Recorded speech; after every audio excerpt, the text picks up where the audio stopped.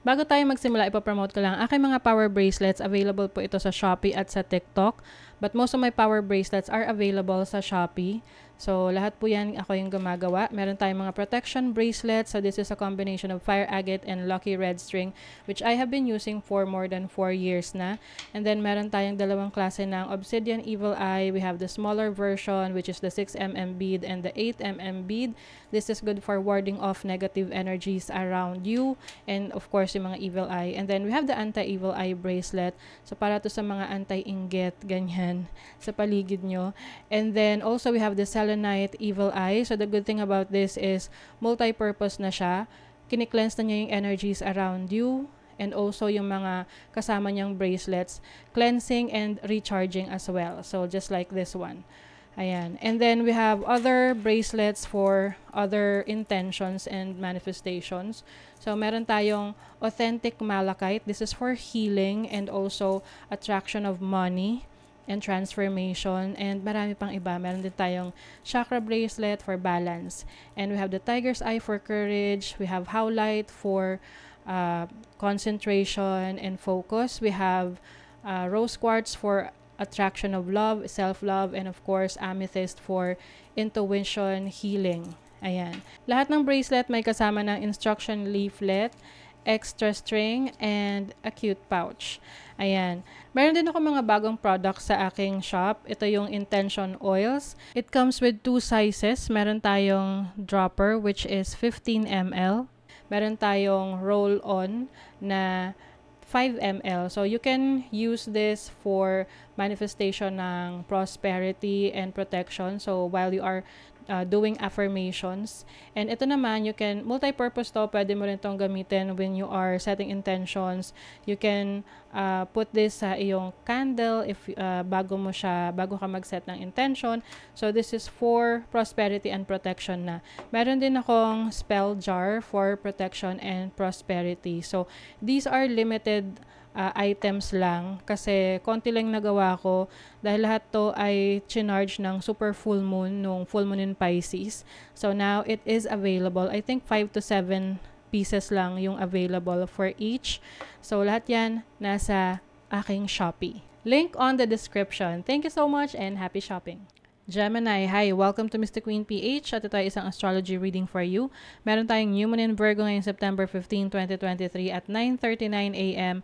Philippine Standard Time. So if you are living outside of the Philippines, i-check nyo na lang kung kailan yung eksaktong oras at araw ng New Moon sa inyong lugar. And New Moon is a good time to manifest your desires kasi New Moon is about new beginnings. So ang tema ng New Moon in Virgo ngayon is learning new techniques. So maaring meron kayong mga pag-aaralan ng mga bagong kaalaman na makakapagpaunlad ng inyong sarili, ng inyong kabuhayan, ng inyong relationship. So, ang opportunity naman dito is how are you going to take practical actions doon sa mga goals ninyo sa buhay, no? Yung gusto niyo ma-achieve, yung mga dreams ninyo.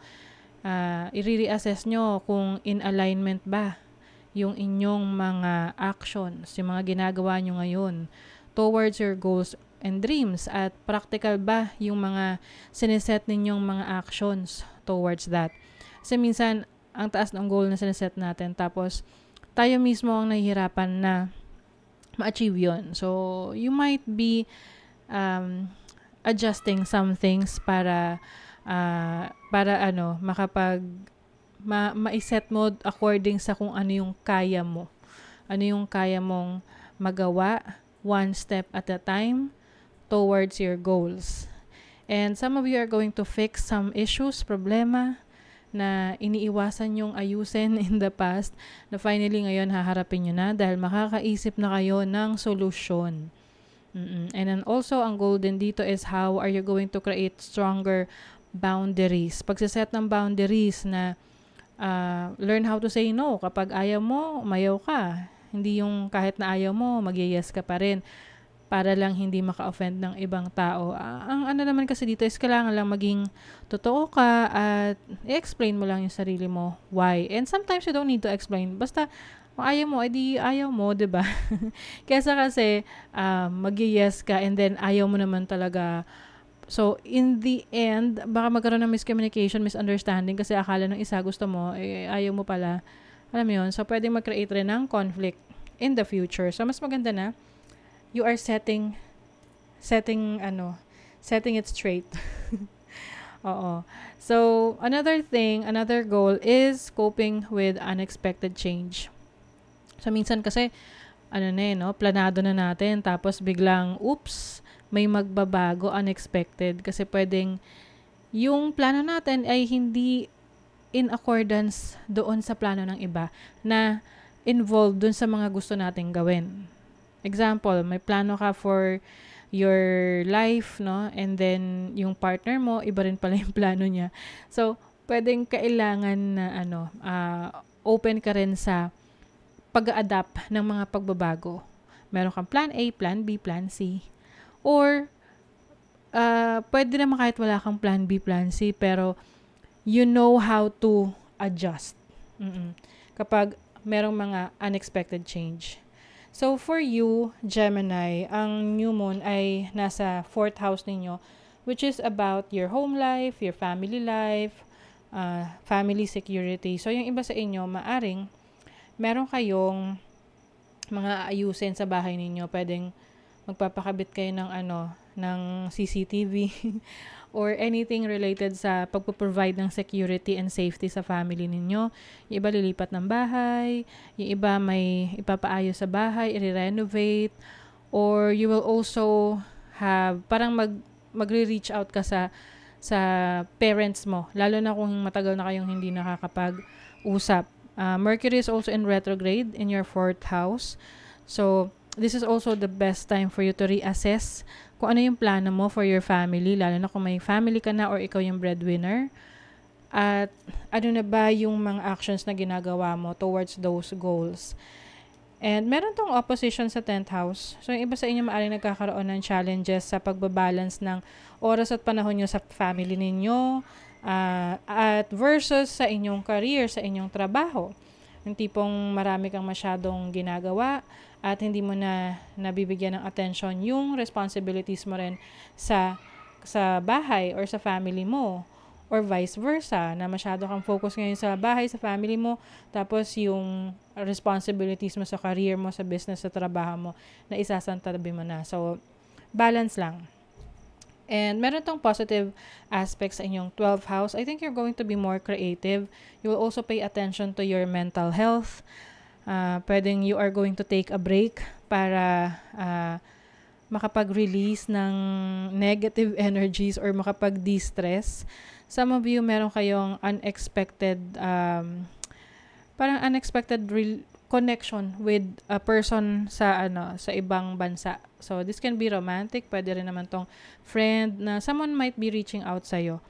And then, this is also positively aspecting your 8th house, which is about endings and new beginnings, rebirth. So, transformative for you ang energy na to ngayon, Gemini. So, yung iba sa inyo papasok sa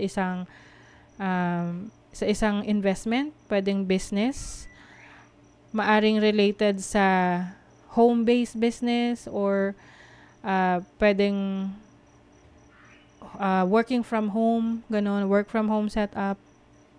Pwede rin meron kang ma-receive na loan, lalo na kung ikaw ay nag-a-apply ng loan.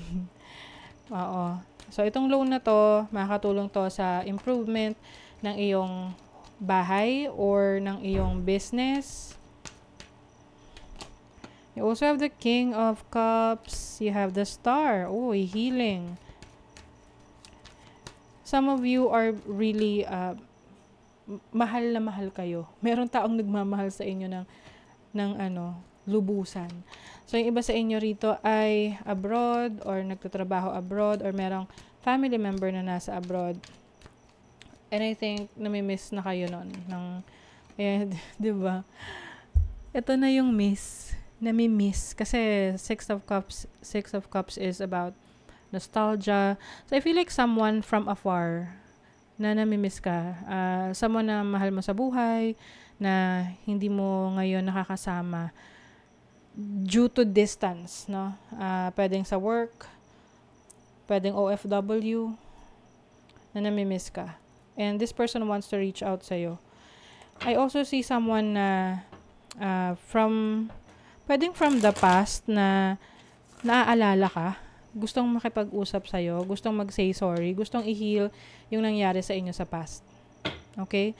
So, that is your reading, Gemini. Kung nagustuhan nyo ito, naka-resonate kayo, mag-comment kayo dyan, like, share, subscribe, para lagi kayong updated sa ating mga readings. Thank you so much, Gemini. See you again.